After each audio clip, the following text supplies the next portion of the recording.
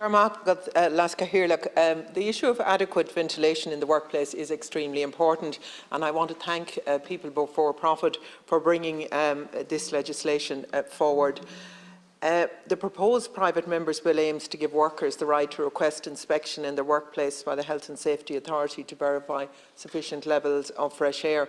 And I've no doubt that the right to clean air would be viewed by most people as a fair and reasonable right that should be afforded to every worker. And it's not always possible to achieve this with open windows and doors. If you were in Balmulloch last Friday, you'd say, I couldn't physically open my front door. I couldn't with the storm. So what are schools and workplaces supposed to do in that situation? It's bonkers.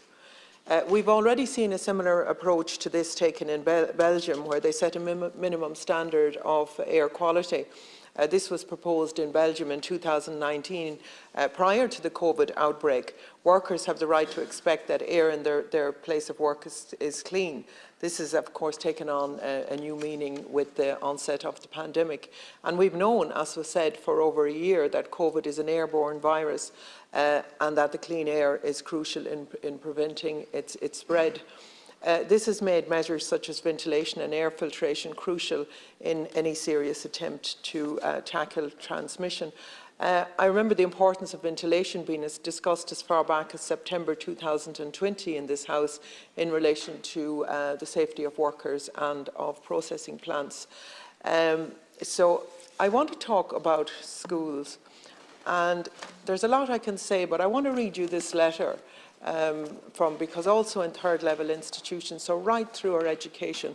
And I want to commend those who have done absolutely everything in their power to keep the schools open and to keep them as safe as possible.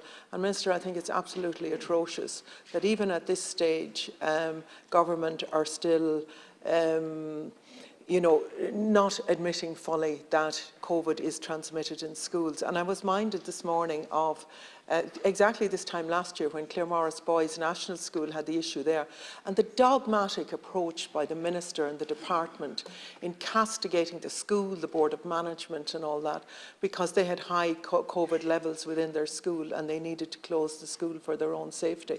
And this is symptomatic of the relationship that has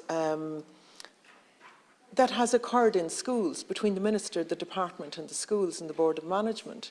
And it's not right. It's not right that parents and teachers are treated with such disrespect. And now we have a situation where we have 9-year-olds in the battleground of COVID. This didn't happen by accident.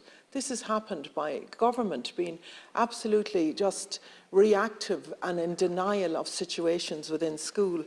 But this letter is from Ellen, and she says, I am a student, I won't say what the college is. In college, the policy is to leave doors and windows open during the lessons for COVID prevention.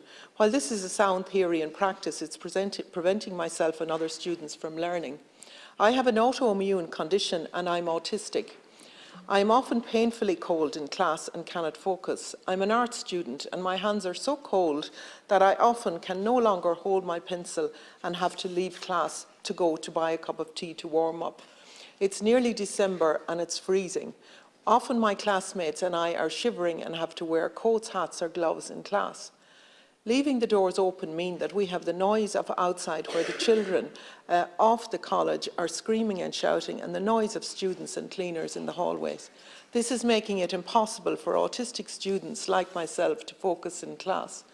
Unfortunately, the college doesn't have sufficient heating in all classrooms, especially the old buildings, to combat this.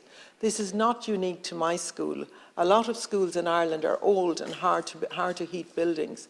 The teachers cannot close doors or windows, as if a classmate tests positive for COVID, they must do a report and disclose if the doors and windows were open in the classroom.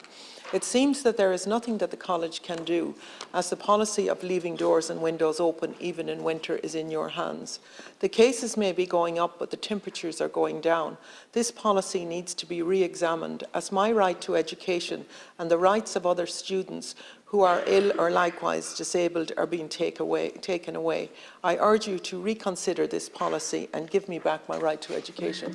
Now that's from an autistic young person, and they are telling it exactly how it is.